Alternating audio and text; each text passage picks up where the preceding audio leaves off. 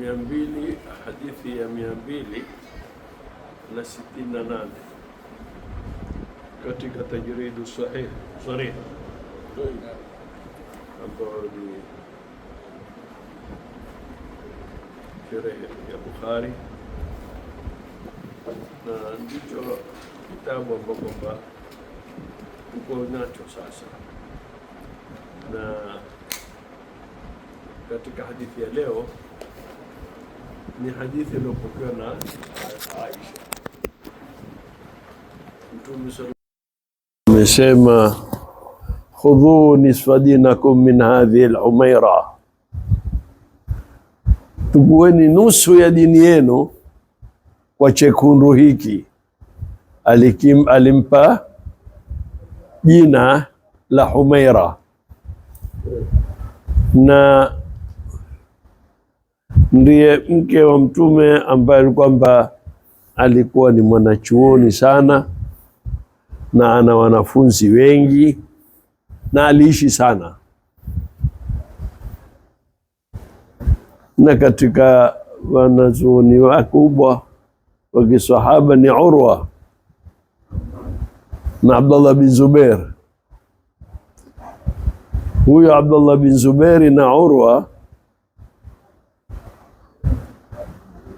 baba yao ni Zubair ibn al-Awwam. Zubair ibn al-Awwam ndio khali yao, baba yao alimoa ukhti yake Aisha, Asma binti Abu Bakar,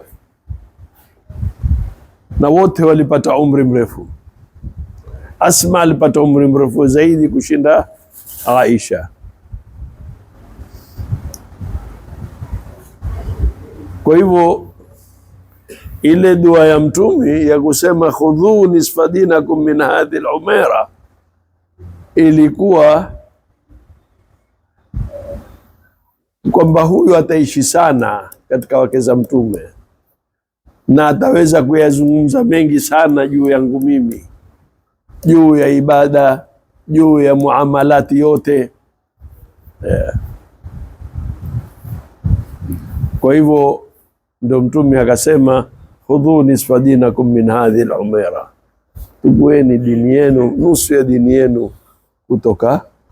Kisha risala kuna ndani ya nyumba na nje ya nyumba. Kuna risala ya wanawake, kuna na risala ya wanaume. Huwezi kuwa na risala ya wanawake maudhui fulani, huwezi kuyazungumza kwa ile tabia ya kiume na ya kike, si kwamba mtaweza kuyazungumza yote. Ndio ikawa dini wanawake wateza role kubwa sana. Na hapa kuna fikra ya kigeni ya kuwa wanawake tuwaeke ndani tu, wasiwe ni watu ambao kwamba hawachangii kwenye mujtamaa. Hilo Uislamu haikubali, kwa sababu mtu kama Saidina Aisha alichangia kwenye mujtamaa, alikuwa ni mwanachuoni. Kuchangia kwenye mujtamaa si lazima mtu awe raisi au mtu awe atatoka vazi aende uchi iwe ndio kustaarabika. Uislamu si hilo. Mwanamke afanya kazi kubwa, mwanamke kama yule mhariri mmoja alikuwa akizungumza na Mwamerikani. Yule Mwamerikani ambaye nyinyi mumeanza ambaratisha wanawake, akamwambia la, mimi nina cheo jeshini, lakini mwalimu wangu mimi mwanamke.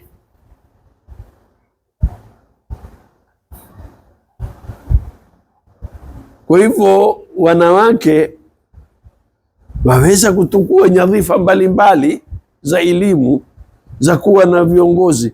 Si mwanamke atoke parwanja, atoke nde uchi ndio ameupata uhuru.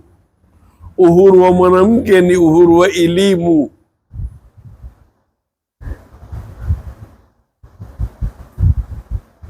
Na Uislamu umeweka Uislamu mwanamke kwa kuwa ni elimu. Mmoja ni Sayyidina Aisha, kwa mwanachuoni amesomesha maswahaba, na maswahaba wakenda wakimuuliza, na kukitokea solution yoyote, Sayyidina Aisha alikuwa kenda mbele. Ilipotokea fujo baina Muawiya na Sayyidina Ali, watu wakaona kwamba Aisha lazima atoe verdict hapa, angalia namna gani ya kusuluhisha mambo, si akiketi chini ya hijab. La, Aisha akatoka akaenda mpaka Sham. Alipofika ndiani karibu na Sham, akakumbuka hadithi ya Mtume. Alimwambia, itakuwaje Aisha wewe uje utukuliwe na watu ambao kwamba dhamiri zao ni mbaya, wakupitishe mahali mpaka uje upambane na majibwa yakigoromea, na wewe utakuwa huko kwenye haki. Sayyidina Aisha akakumbuka, akataka kurudi pale, wala akamwambia, la, usirudi hapa sasa. Mambo watu wanapigana, na wewe lazima uende ukasuluhishe pale. Akaenda mpaka kule kwenye jeshi la Muawiya, lakini hakuweza kusuluhisha. Sayyidina Ali akamtoa ndugu yake ambaye alikuwa na Sayyidina Ali, Muhammad bin Abu Bakar. Muhammad bin Abu Bakar ni mtoto wa Sayyidina Abu Bakar, alikuwa na Sayyidina Ali. Akaenda akamwambia, ya Ummul Mu'minin,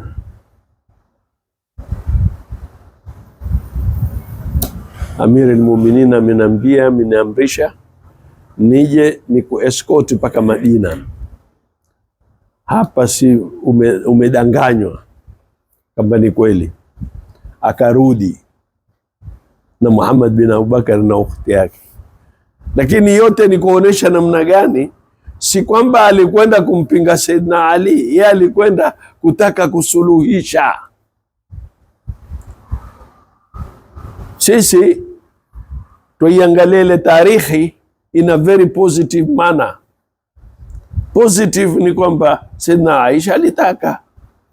Sayyidina Aisha wakati wa Sayyidina Ali wa Sayyidina Uthmani takuwawa, Sayyidina Aisha alisema upesi Sayyidina Uthmani ajiuzulu, he has to resign kwa makosa yaliyotokea. Sayyidina Aisha aliteza role mbalimbali, na kwenye dini kila kitu yeye akiulizwa. Sasa katika hadithi ya leo, Ummu Habiba asema na Ummu Salama ana Aisha, hadithi imepokewa na Aisha, awakot nani? Wake za Mtume wawili. Ummu Habiba ni mtoto wa Abu Sufyani ambaye rival wa Mtume. Mtoto wake ameolewa na Mtume, Abu Sufyani, Ummu Habiba. Na Tena Umu Habiba ni katika watu ambao kwamba walikuwa na imani kubwa sana, kiasi cha kwamba wakatoka kutoka Madina kwenda Ethiopia. Mwanamke wa siku hizo atoke akate desert kwa imani. Alifanya hijra mbili huyu, na huyu alipatikana na matatizo makubwa. Alipofika kule, mumewe akatanasara, akamwata. Na wajua mwanamke mrahisi sana kumfuata mwanamume. Mwanamke awe atatoka kwenye nyumba gubi gubi, lakini mwanamume aweza mvua nguo zote, akatembea mpaka na suruali ya kipande, akamfuata mwanamume. Mwanamume hawezi mfuata mwanamke, hata ukampenda vipi. Akaja akakwambia vaa suruali ya kipande utoke, hutoki. Musini maadamu uvae suruali ya kipande utoki, hata uka na mapenzi vipi. Lakini Umu Habiba alimuasi mumewe, akatanasara, sacrifice. Ametoka kwenye nyumba ya kifalume Makka, Abu Sufyani, na wakati huo Abu Sufyani ana nguvu. Wakati huo Abu Sufyani una mali, una cheo, una jina. Si yule Abu Sufyani ambaye kwamba alikwisha katika prime age yake. Mtume akaona kwamba huyu mimi lazima nimuoe, to safeguard ile heshima ya yule mwanamke.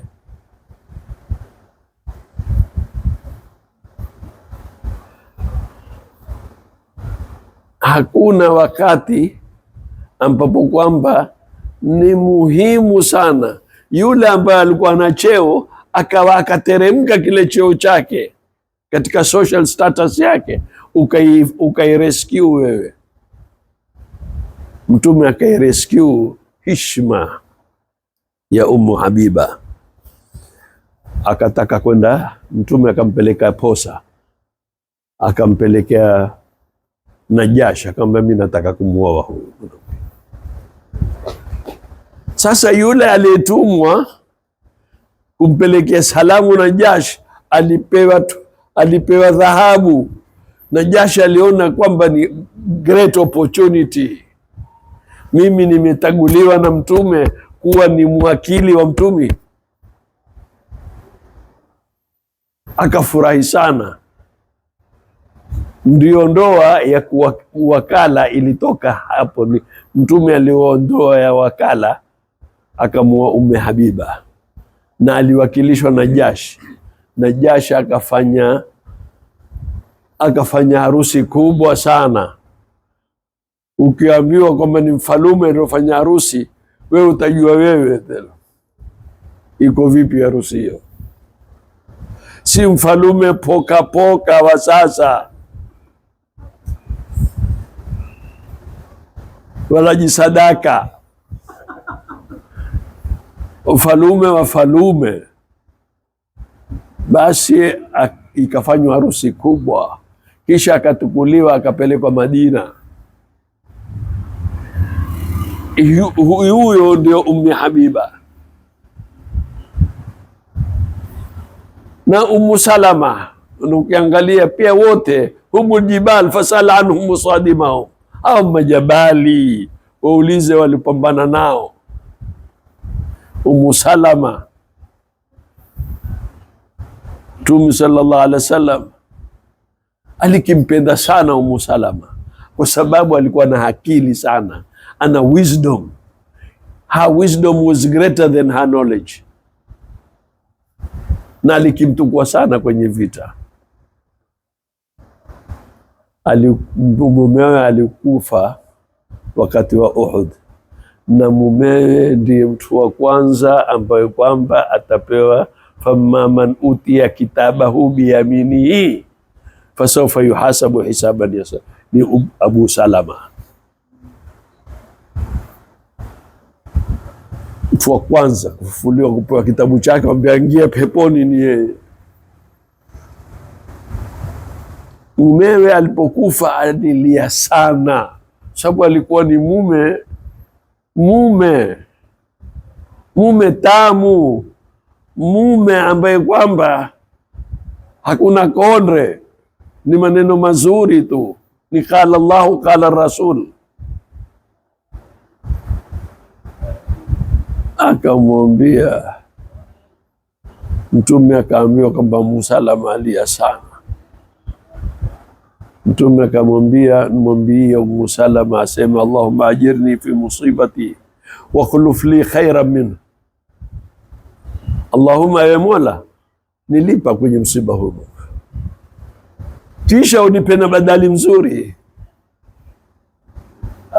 Alipoambiwa Musalama asema wallahi dua sawa, lakini wa khuluf li khairan, nitapata mzuri zaidi ya Abu Salama, lakini naambiwa na Mtume waamini tu.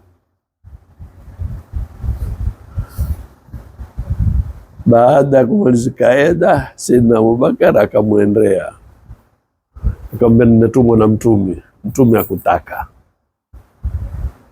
mwanamke karibu miaka 50 years of age, alikuwa hakuoa, ni mke wa kustarehe naye, ilikuwa aoa kumliwaza, aoa kwa ile wisdom alonayo yule mwanamke. Mara nyingi watu kuoa wao huangalia on the sexual part of it, waangalia mipigo tu, wangali mingine. Mtume ilikuwa he is not a sex maniac, alikiangalia yule atakuwa na advantage gani. Umu Salama akaolewa na Mtume. Alipomwambia, akamwambia Saidina Abubakar, mimi nilifanya shaka na ile dua alionipa Mtume, kwa sababu Abu Salama alikuwa mbora, sikumwona mtu kama Abu Salama, lakini kwa hisabu zangu nilikuwa sikumtia hisabu ni Mtume. Mimi nawaangalia maswahaba wengine, nawaangalia nyinyi, naomba nyinyi you are still struggling, mwaitafuta hiyo pepo. Huyu yuko peponi already, sikumtia hisabuni Mtume, kwa sababu Mtume liyaghfira laka Allahu ma taqaddama min dhanbika wa ma ta'akhkhar. Kwisha basi, hawa wake wawili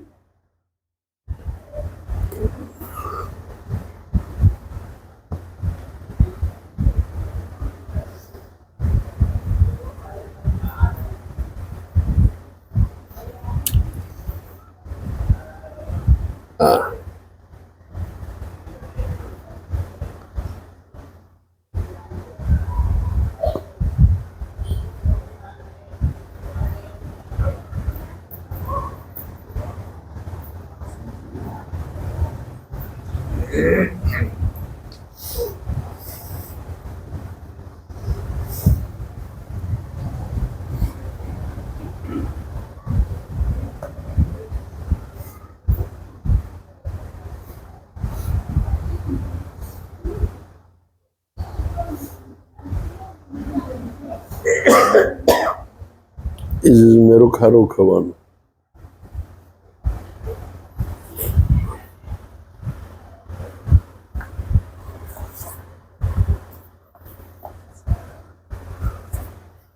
Dhakarata kanisatun ra'atha bilhabasha, walikumbushana baina Umu Habiba na Umu Salama, wote walikuwa kwa Habasha. Wakakumbushana yale makanisa yaliyokuwa kwa Habasha, fiha tasawir, katika makanisa hayo yalikuwa kuna mapicha mengi. Fadhakarata dhalika linabii sallallahu alaihi wasallam, wakamkumbusha Mtume, akamwambia ya Rasulullah, twakumbuka kwenye makanisa yaliyokuwa Habasha kulikuwa na mapicha mengi. Faqala, Mtume akawaambia, inna ulaika, wale ni watu, idha kana fihim rajulu salih famata, wakiwa na mtu mwema akifa, banau ala kabrihi masjidan, walikuwa wakijenga msikiti mahali pa kuabudu. Wasawaru fihi tilka suwar, na walikitiwa mapicha. Ulaika fa ulaika, basi watu hao, shirarul khalqi inda Allahi yawm alqiyama, ni watu waovu mno, ni watu waovu mno siku ya Kiyama. Hadithi hii tufundishwa kwamba wale wakumbuka makanisa. Sasa wakamuuliza Mtume, kwa nini mambo kama yale? Kwa sababu wale watu walikuwa ni wazuri sana, wakikumbuka nyuma, wakumbuka mfalume wao alisilimu, basi wakaona labda wamekuwa accommodated kwenye Uislamu. Mambo kama yale Uislamu hai-accommodate. Uislamu inatasamuh na places of worship. Mwenyezi Mungu asema katika suratul Haji kwamba ametaja zile mahali pa kuabudiwa, bi'un wa salawatun wa masajidun yudhkaru fiha ismullah. Amezitaja kama ni vitu mahali pa kuabudiwa, hakuifanya kwamba pale mahali ni sawa kama msikiti. Kisha wasawaru fi tilka suwar, walikitia mapicha. Manake na nyinyi musitie mapicha mukajenga, mukafanya mapicha kama mkatia Mungu, mkamchora Mungu, mkachora hivi. Faulaika shirarul khalqi inda Allahi yawm alqiyama, kwa sababu hiyo itakupeleka kwenye shirki. Watu hao ilikuwa ni watu waovu, watakuwa watu waovu siku ya Kiyama. An Anas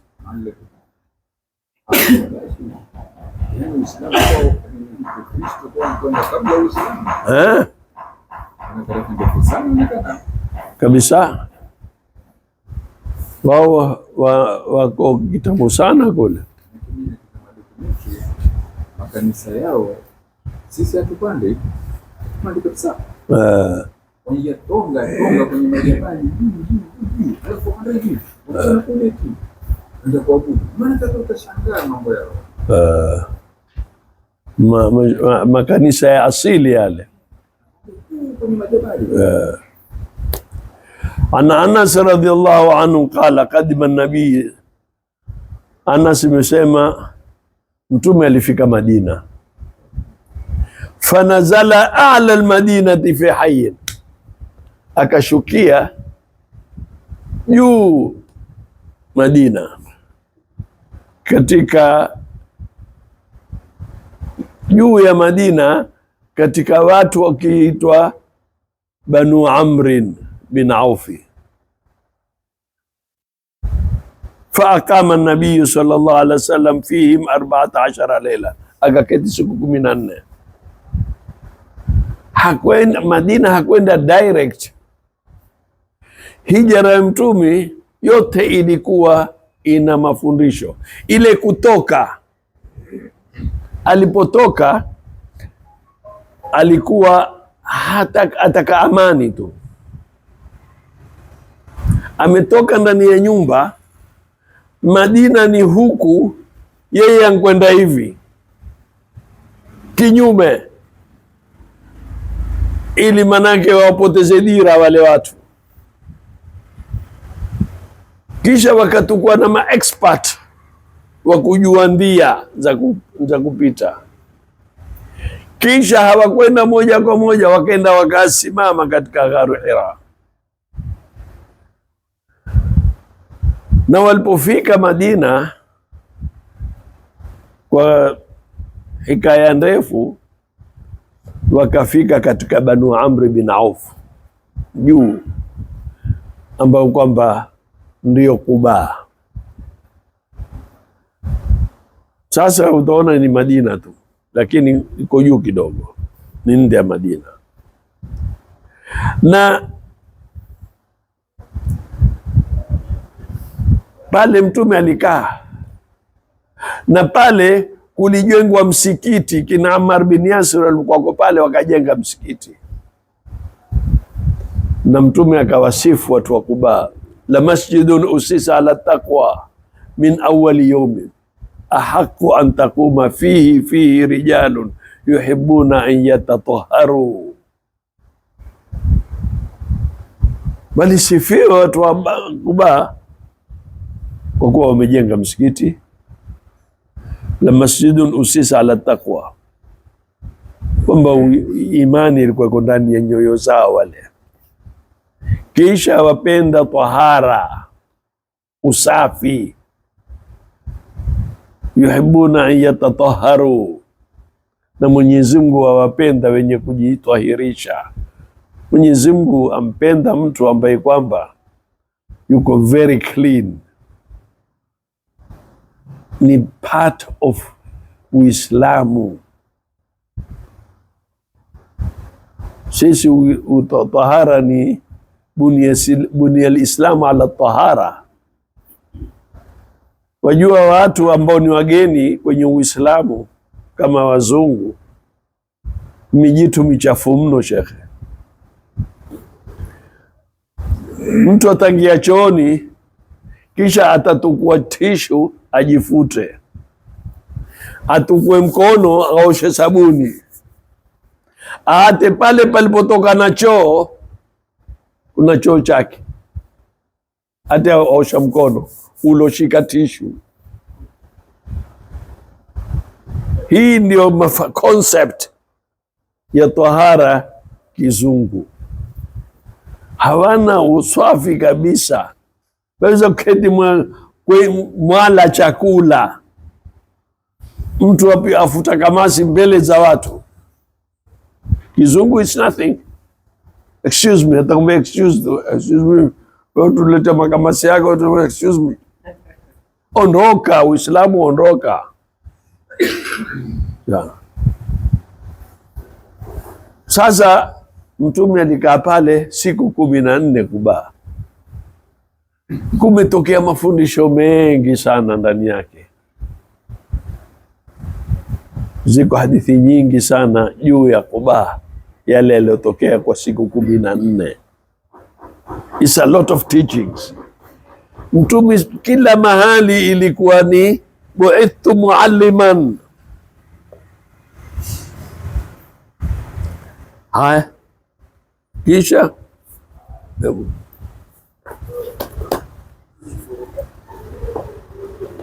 thumma arsala ila Bani Najjar, kisha akawapelekea habari Banu Najjar, ambaye kwamba Hashim babu yake ndio alotoka pale kwa wale. Fajau, wakaja Banu Najjar mutakallidina asuyuf, ametoa panga zao, very proud.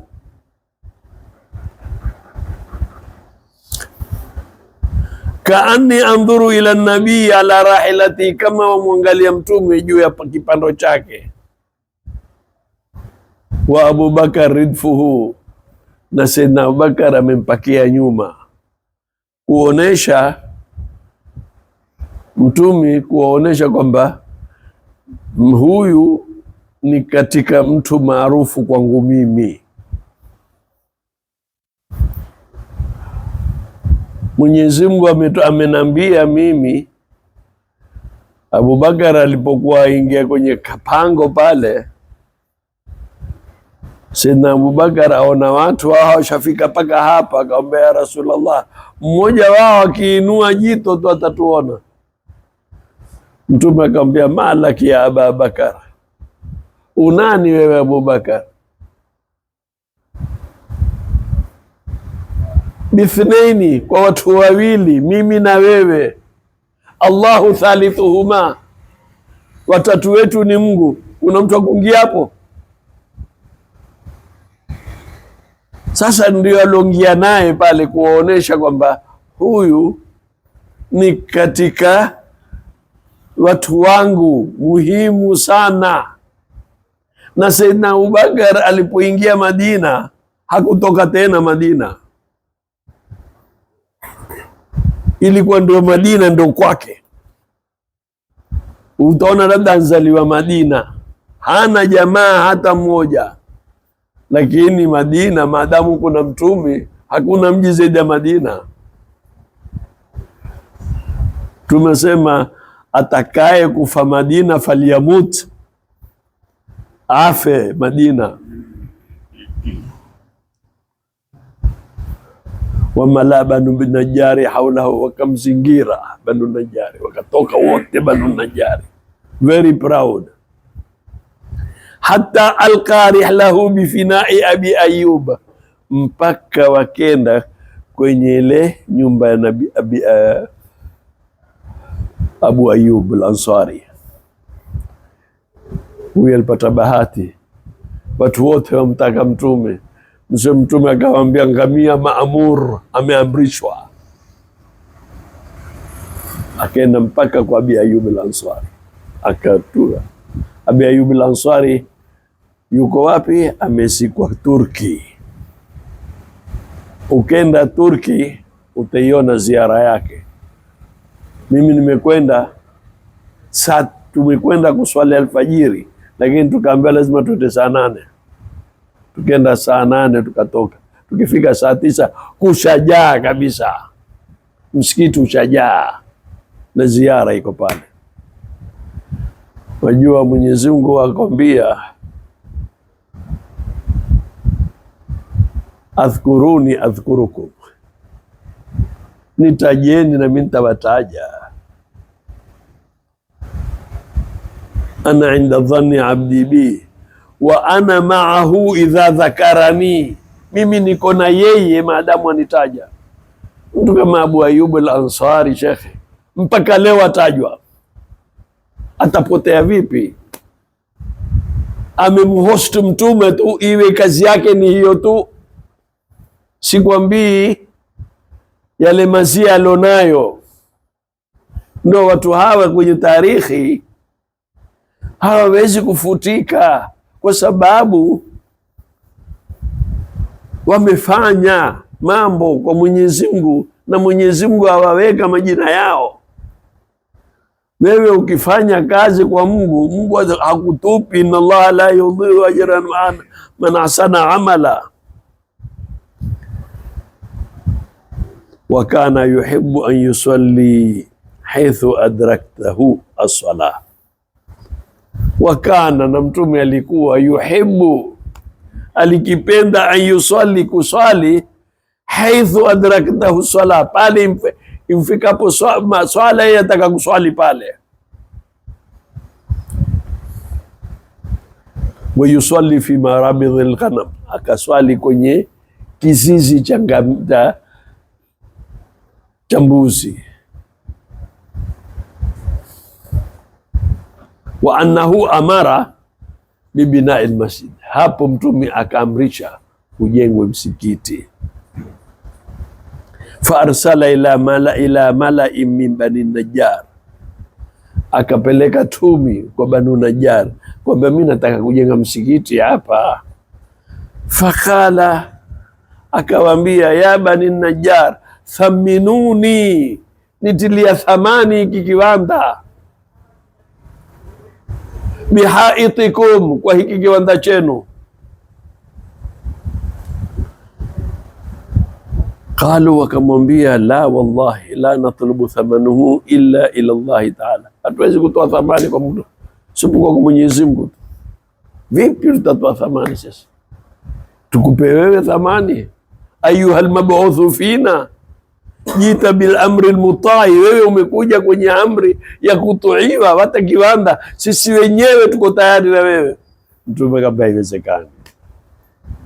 Na hapa twafundishwa tusijenge misikiti kwa ardhi za kuiba, za kupokonya watu. Hii ndio mafundisho ya Mtume, ni hiyo. Mtume amepewa ile ardhi. Sisi tutaka utampokonya mtu au utatukua lizi kwa nguvu kwa serikali, au utakuwa mtu mwenyewe kiwanda chake utampokonya kisha jenga msikiti. Habajui nunua kitu. Mtume alinunua kiwanda akajenga, wakamwambia sisi wallahi la natlubu thamanuhu, hatutoi thamani. Akaambia la.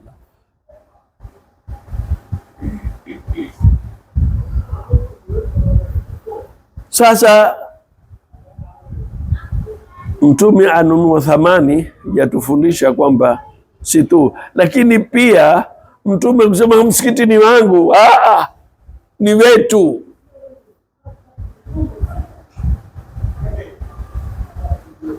Akawa ajenga kila na yeye ajenga na watu, na huku akisema Allahumma, ewe Mola, la khaira illa khairul akhirah, hakuna khairi isipokuwa ya akhira, si waziwanda. Faghfir al-ansara wal muhajira, wape msamaha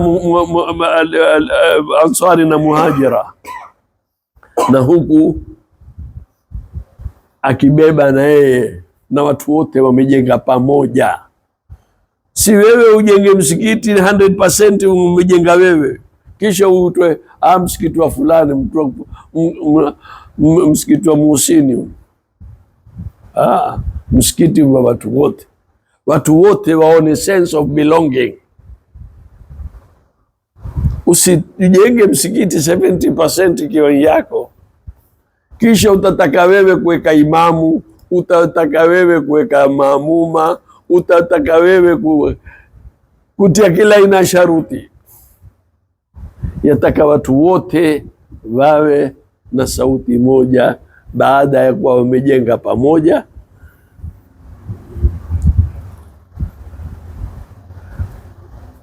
Sasa fakana, kala Anas akasema, fakana fihi ma aqulu lakum, kama nilivyowaambia, hapa kuna kuburul mushrikina, wa fihi kharibun, wa fihi nakhlun, kuna mawe, kuna minino, makaburi ya mushrikina. Faamara nabii sallallahu alaihi wasallam bi quburi mushrikina fanubishat, Mtume akasema afukueni mifupa itolewe, kuonesha kwamba mtu haswali kwenye makaburi, lakini ikiwa makaburi ya mushrikina tena yamekwisha pita muda nino na kisha hayana thamani, makaburi ya Uislamu ndio hatari. Hujezi kujenga msikiti mpaka iwe yamepotea yale makaburi.